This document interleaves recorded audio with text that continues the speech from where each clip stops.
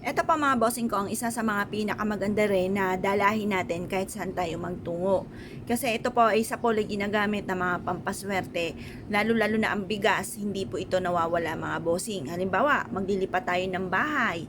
Unang pasok sa bahay, hindi nawawala ang bigas.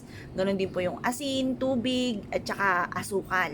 Ganon din po sa unang pasok sa ating negosyo, ito hindi rin ito nawawala. Or kaya po mga bossing ko, kung may ikakasal, ay ipaghahalo ang bulaklak at saka ito pong ating bigas para mas maging masagana ang pamumuhay ng mag-asawa. Ang bigas ay isa po lang hindi nawawala pagdating sa usapin ng pampaswerte.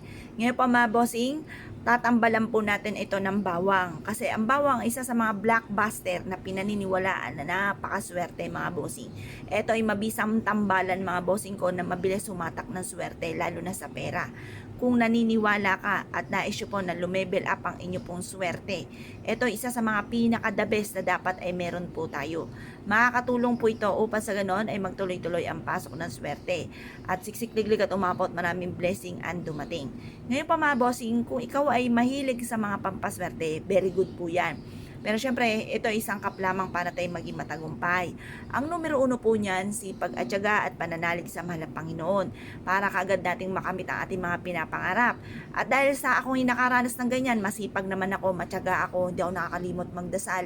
Kagaya na na-share ko nga po sa inyo, naglalakad pa ako ng paluhod sa may Baklaran sa ina ng awa ng Our Mother of Perpetual Health. Mula sa may pintuan ng main door po doon hanggang sa may altar, lumalakad ako ng paluhod. At hanggang sa ngayon, umitim na ang aking tuhod mga bossing. Almost a years ako naglakad po dyan. At humihingi po ako ng kahit isang pagkakataon lang at hindi ko ito sasayangin. Talagang sisipagan ko palalo. Gagawin ko ang the best ko mga bossing. Ngayon pa mga bossing, at ito hindi rin ako makapaniwala sa mga blessing na dumating. Kaya ito po yung tinambalan ko ng pampaswerte kasi ako nga po ay masipag, matyaga, hindi nakakalimot magdasal. Ako nga po ay lumakad pa ng paluhod pero dumating pa rin ang punto mga bossing ko na nawala na ako ng pamasahe papuntang Baklaran. Sabi sa akin ng mister ko, sa bahay na lang ako magdasal. Tapos mga bossing, ang isa sa mga dinagdag kong sangkap sa sipag at tiyaga at pananalig sa mahal na Panginoon mga bossing ko ay pampaswerte. Dito na pumasok ang pampaswerte. At yun nga po mga bossing ko, meron tayong pantaboy ng kamalasan, panghatak ng swerte para tuloy-tuloy ang swerte. Pero syempre, hindi mo aalisin ang numero 1 kung ang problema ninyo ay pera, sipag at tiyaga. Yan ang pinakamayor, sipag at tiyaga. Kung ikaw po ay gusto niyo yung mansion na bahay, mansion din ang pagkayod. Kung gusto nyo po mga bossing ko ng maraming sasakyan, marami din ang kayod.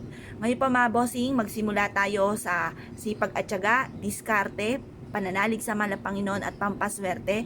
Makakamit nyo po kung ano man ang inyong mga pinapangarap. Magugulat ka sa mga blessing na darating.